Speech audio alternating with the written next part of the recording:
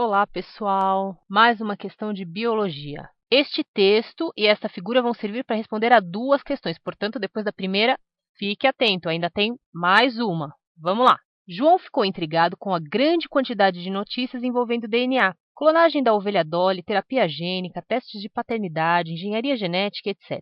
Para conseguir entender as notícias, estudou a estrutura da molécula de DNA e seu funcionamento e analisou os dados do quadro a seguir. Bom, pessoal, como nós podemos ver aqui, nós temos um monte de letras. O que será que querem dizer esses montes de letras? Bom, primeiramente, nós temos aqui na figura 1 a representação da dupla hélice de DNA. Como que eu sei que é DNA? É DNA porque nós temos aqui a timina. Timina é uma base nitrogenada que só está presente no DNA. Como que eu sei que é timina? Vamos observar aqui embaixo. Quais são as bases nitrogenadas? A de adenina, T de timina, C de citosina, G guanina e U de uracila. Portanto, a presença da timina aqui indica para mim que eu tenho uma dupla hélice de DNA. Na figura 2, nós temos a representação de uma das fitas de DNA e essa fita de DNA sendo passada a RNA. Como eu sei que é RNA? É RNA porque eu tenho a uracila. Então, nós já aprendemos dois dados muito importantes. Quando tem timina é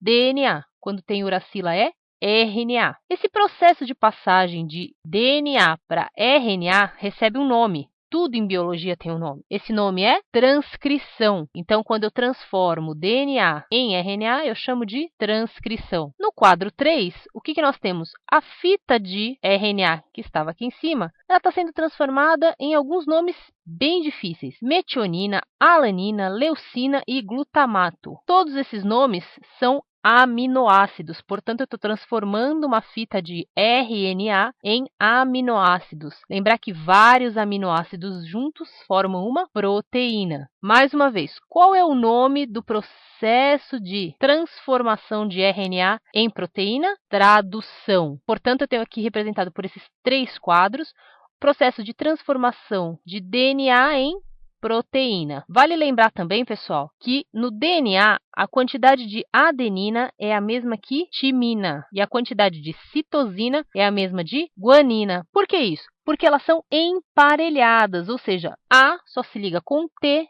e C só se liga com G. Portanto, as quantidades são iguais de A e T e as quantidades de C e G. Isso também vale para o RNA. A quantidade de adenina vai ser a mesma que a quantidade de uracila e a quantidade de citosina vai ser a mesma que guanina. Sabendo disso, vamos responder a questão. Analisando-se o DNA de um animal, detectou-se que 40% de suas bases nitrogenadas eram constituídas por adenina. Relacionando esse valor com o emparelhamento específico das bases, os valores encontrados para as outras bases nitrogenadas foram... Bom, pessoal, para responder essa primeira parte, o que nós temos que ter em mente? No DNA, a quantidade de adenina é a mesma que timina e a quantidade de citosina é a mesma que guanina. Portanto, se nós temos 40% de adenina, nós vamos ter 40% de timina também. Podemos já excluir a alternativa B e C. Se eu tenho 40% de timina, 40% de adenina, eu tenho 80% do DNA constituído por essas bases. Me resta, então, 20%. 20% vai ser constituído por quem? Citosina e guanina. Como elas possuem a mesma quantidade de cada uma, então eu vou ter 10% para citosina e 10% para guanina. Isso me dá como resposta a alternativa D. Timina 40%, citosina 10% e guanina 10%. Continuando, pessoal, ainda tem mais uma questão a respeito daquele gráfico. Vamos lá. Em 1, está representado o trecho de uma molécula de DNA. Observando o quadro, pode-se concluir que... Então, vamos relembrar o quadro, aqui do lado, para a gente não esquecer. Alternativa A. A molécula de DNA é formada por duas cadeias caracterizadas por sequências de bases nitrogenadas? Correto! Nós temos aqui sequências de bases nitrogenadas. Lembrar que as bases nitrogenadas são essas letrinhas que você está vendo aqui. T, A, G, G, C, C, T, A e etc. E como eu tenho duas dessas sequências, eu tenho então duas cadeias. Corretíssimo. Alternativa B. Na molécula de DNA podem existir diferentes tipos de complementação de bases nitrogenadas? De forma alguma. A complementação das bases é sempre a mesma. Lembra?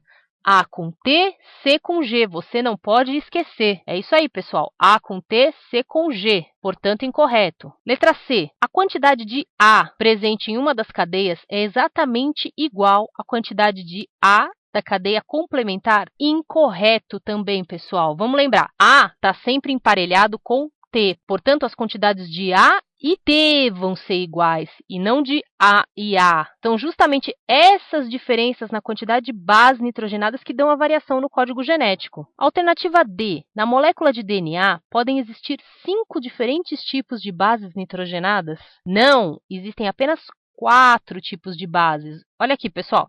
A, T, C, G. Só essas estão presentes na molécula de DNA. O examinador quis fazer uma pegadinha, quis ver se você estava prestando atenção que a uracila não está presente no DNA, somente no RNA. Portanto, incorreto. E a alternativa E. No processo da mitose, cada molécula de DNA dá origem a 4 moléculas de DNA exatamente iguais. Da onde ele tirou isso, pessoal? Em nenhum momento nós estamos falando de mitose. Aqui é um processo de transformação de DNA em proteína. Isso é o primeiro erro. Outro erro, mitose dá origem a 4 moléculas? Incorreto. Na mitose, nós vamos gerar 2 moléculas de DNA exatamente iguais. Portanto, a alternativa E muito incorreta. Assim, resposta da questão, letra A.